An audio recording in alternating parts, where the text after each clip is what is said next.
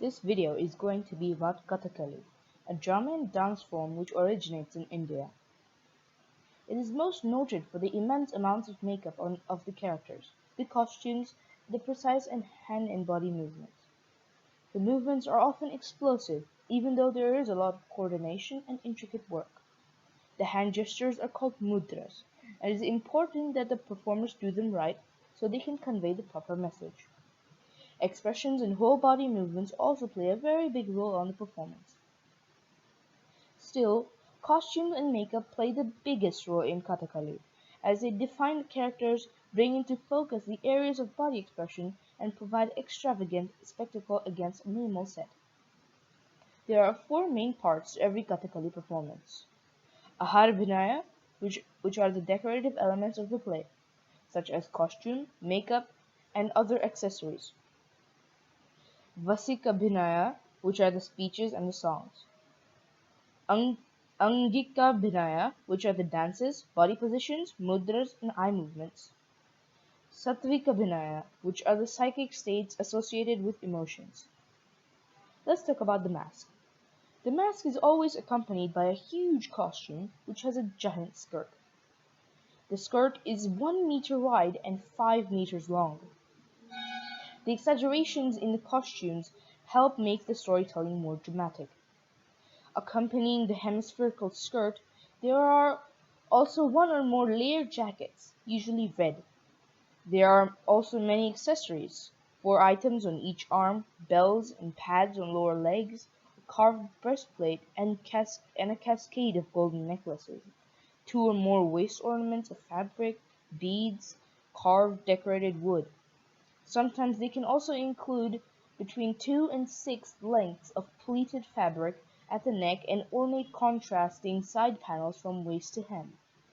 All performers have some form of headdress, relatively simple for Minuku type characters, but extravagantly ornamented for gods and demons. Chichevi pufus are ornaments which are worn by all male characters. They are intricately carved wooden discs that are set above the ears and then tied to the back of the head by a string. The toras are wooden discs covered in metallic foil carved from wood and decorated with beads. They are set at the temple level of the head. The kuti is a paper or plastic rounded shape which is placed over the chin using glue or rice paste. Kushutu's nada is a collar worn by all characters, which holds the kazuhuttaram up and the breastplate down. Tolputtus are like shields carved out of wood, which are generally tied to the bicep to keep the sleeve of the costume in place. They can also be tied to the chest. Parotiki Maini is an ornament which is tied immediately below the tolputtu at the bicep. They consist of 3 stands of wooden beads covered in metallic foil. The kirtan, or head ornament, is worn by most of the Paka characters. The chuttiruni is a red piece of wool secured to the forehead using rice paste. It is used to mask the bridge space between the mask and the headdress. The kotta uttrayam is a colored scarf, has mirrors in the decorative ends. The color of the cotton generally matches the jacket, and patuval, swaths of fabric which hang at the sides of the skirt. The ends of the cloth are attached to solid cup-shaped supports set in 3-inch round mirrors, and trimmed with braid horizontal pleats, and an edging of wool yarn fringed in several colors, pink, blue, gold, green. More. The kupayam is a T-shaped cotton underjacket which provides mobility to the characters. It cannot be seen in this picture. The kalisis are a 3-inch piece of carved wood which look like 3 different bangles. They are coated in metallic foil and layers of beads are glued on as well. These are just some of the parts of the Kathakali costume and mask. The colors of the costume relate to the mask, as the costume is supposed to portray the character of the mask. Help portray the character. The mask is mostly just immense amounts of makeup. The face is always colored using common colors which can be found in the local area, such as white, which is a rice paste, black, which is obtained from a rock found all over India, red, which is obtained from vermilion, green, which is made by mixing colors blue and yellow, which are both obtained from crushing and mixing special rocks in water. Each character wields all of this makeup in different ways to portray different characters. The makeup takes 3 or more hours to complete. The makeup is used to amplify the facial expressions, the eyebrows, and the mouth. As I said before, the characters rely heavily on facial expressions to tell the story. That is why it should be well amplified for everyone to see. It also helps the audience identify the characters. Part of the makeup is to make the eyes red. This is done so the movements of the eyes can be seen, and it also contrasts against the mask, and it also helps add vivacity to the performance. Red eyes are done by crushing seeds of a plant called Solanum pubescens, which is part of the eggplant family. The powder paste is put in the eye. Almost all of the characters wore head ornaments called mudi or kiritas. Until very recently, all of the characters in Kathakali were represented by male performers. But now, some characters are being represented by female performers as well.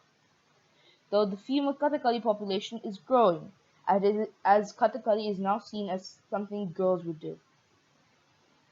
Mudis are for characters portraying gods. Kiritas are for the others. These head ornaments are carved from wood, and they're colored with the same colors as I mentioned above, and they differ according to the mask. Now you might be wondering, why so much makeup? I will answer that. The performers put on makeup in such exaggerated amounts to help make the story more dramatic.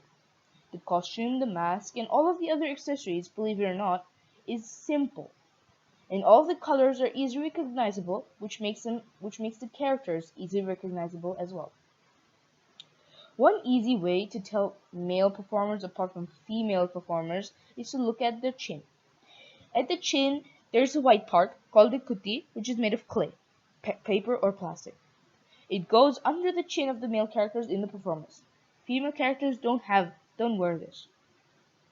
Other than to amplify the facial expressions, the colors stand to tell the audience the personality of the characters. In almost every play, there are at least 7 different types of characters: Paka, Kati, Tadi, Kari, Minuku, and Minuku. Paka are the heroes, the good people, kings, gods, mythical characters. Kati are the ones who get corrupt once they obtain power. In the beginning, they have a goal in mind, and they will do anything to obtain it. Once they go to the wrong path, they become evil. Tadi are the antagonists. They are so wicked they can't even think properly. Can you imagine that?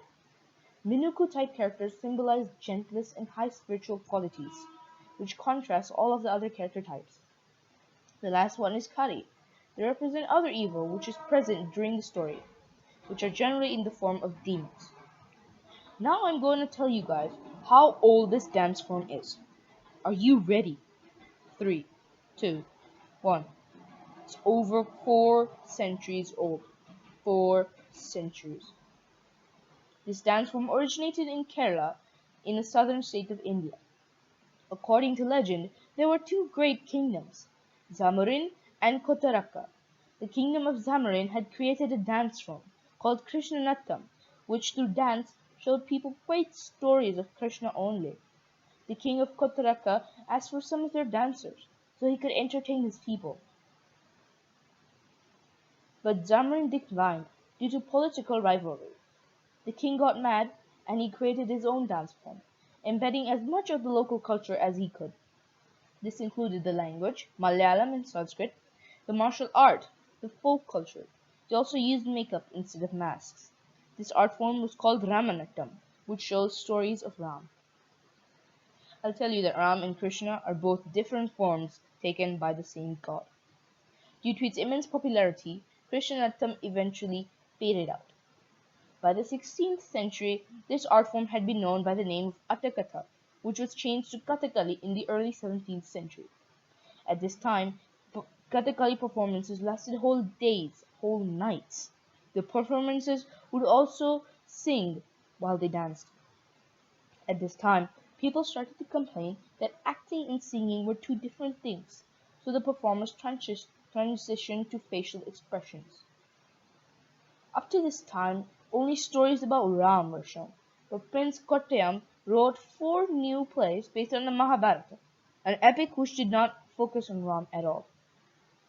The next century, the 1900s, a man by the name of Kaplingatu Nampurthiri introduced a number of innovations which completely changed the look of Kathakali. He introduced mudras, hand signs, developed the Kathi character type, and he strengthened the use of makeup which amplified facial expressions. This is why he is credited with the current form of Kathakali as it is today. Until today, there are over 100 Kathakali stories, from Ramayana, Mahabharata, and the Bhagavad Purana. Now you might be asking, this dance form is great and all, but what does this have to do with society? I will answer just that. If you haven't realized until this point, Kathakali reflects our society in many great ways, such as morals, through the great stories.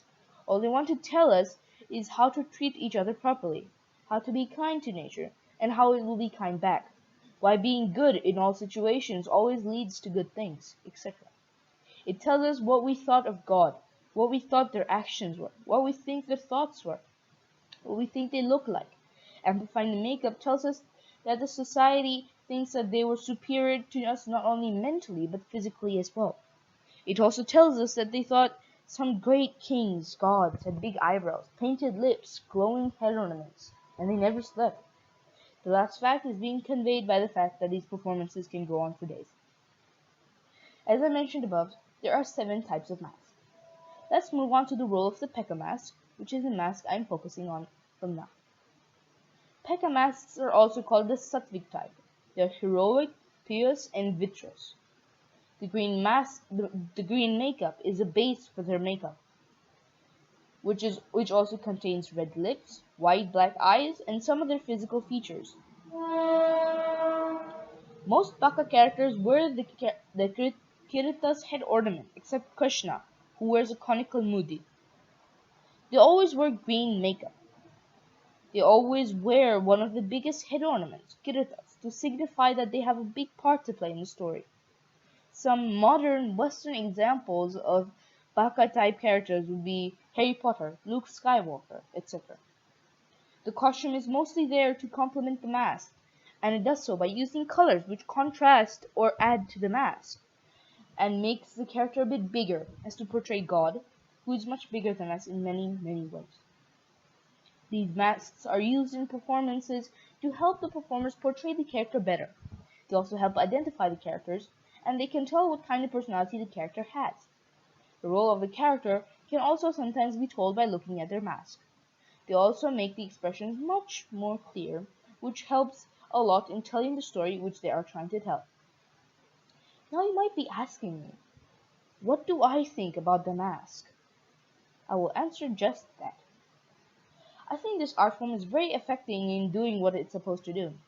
I think that because the point of Kathakali is to tell the audience about the great stories of Ram, Krishna, the Mahabharata, and the Puranas. And I think it does it in a very good way, because dancing, acting are both great ways to tell anyone about anything. And I think that this dance form combines both of them very well. The expressions, the mudras, the body positions, they all come together very well. The expressions are easy to understand, the characters are easy to tell apart, and it's easy to tell everyone else's roles. The actions are complicated, yet the average person can still tell what is going on in the story. I especially like the hand signs, the navrasan, the facial expressions, because I think they are very creative ways to tell a story without using language. Facial expressions, navrasan, are very easy to understand, and the hand signs come together to completely explain what the character is doing. But I do not like the music because I find it boring. I think that there can be more instruments used instead of just drums and bells. We can use instruments such as a sitar or harmonium. I think that the dress can be improved as well. Instead of using a baggy dress, I think that the cloth material can be tightened to make the cloth seem more fitting to the performer. When I say this, I mostly mean at the arms, because all the other areas are covered by masses of accessories, or by the skirt. I think the tight cloth would make the performer look better, because then it is easier to see the limbs of the performer, which would also make it easier to see their stance, which would make it much easier to understand. Thanks for watching, guys.